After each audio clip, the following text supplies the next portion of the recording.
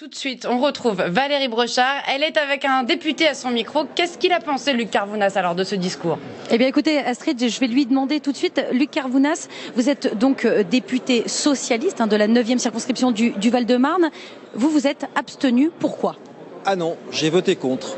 J'ai voté contre, tel que je m'y étais engagé. Donc pas comme l'ensemble du groupe Nouvelle Gauche. On a eu un débat dans le groupe, nous sommes 31. Certains d'entre nous ont été très clairs sur l'engagement qu'ils avaient pris vis-à-vis de leurs électeurs.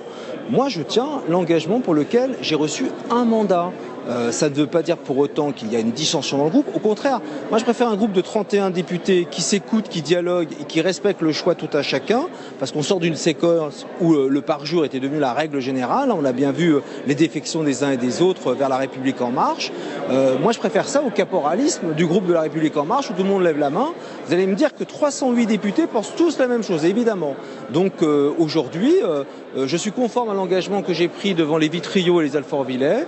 Je représente un député d'opposition, pour autant je ne suis pas un frondeur, mais je dois être clair vis-à-vis de ceux qui m'ont porté ici à l'Assemblée nationale. Et par rapport à ce que j'ai entendu de la part d'Édouard Philippe, je suis extrêmement inquiet. Augmentation de la CSG, gel du point d'indice pour les fonctionnaires sans compenser pour eux l'augmentation de la CSG, la taxe d'habitation qui est renvoyée au calendrier grec, on a bien compris. Par contre, l'ISF, ça, sur le patrimoine, pour les plus riches, il n'y a toujours pas de problème, on le met en œuvre.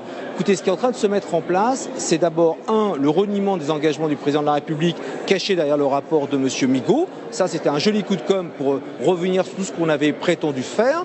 Et aujourd'hui, les classes moyennes et les classes populaires vont être percutées de plein fouet par la politique qui va être menée par Édouard Philippe, qui se revendique lui-même être de droite. Au moins, on sait à quoi se soutenir. Eh bien, puisqu'il se revendique être de droite, il va falloir qu'il apprenne à compter avec des voix comme la mienne, qui sont des voix d'opposition. Des voix d'opposition, mais qui ne ressemblent pas à celles de l'ensemble de votre groupe. Du coup, vous êtes un dissident parmi votre groupe? Je m'attendais, vous savez, on a eu ce débat-là, on s'y attendait. Écoutez, comme on voulait qu'il y ait des dissidences quand on est 31, en plus on se parle, on s'écoute.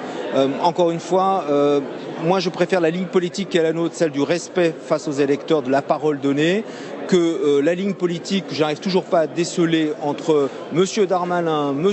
Collomb, M. Le Maire, M. Édouard Philippe. On nous dit qu'il n'y a pas de problème d'homogénéité ou de ligne politique commune. Si, et ça on le verra bien, et ça se verra comme le nez au milieu de la figure. Aujourd'hui, les socialistes du groupe Nouvelle Gauche sont très clairs, ils sont dans l'opposition, comme l'a affirmé le Parti socialiste au Conseil national qui demandait de ne pas voter la confiance. Nous n'avons pas voté la confiance, une grande majorité a souhaité s'abstenir, d'autres comme moi s'étaient engagés clairement sur l'opposition et j'ai voté contre ce discours de politique générale qui est un discours de droite. Merci beaucoup pour votre franchise. Merci, monsieur Carvounas.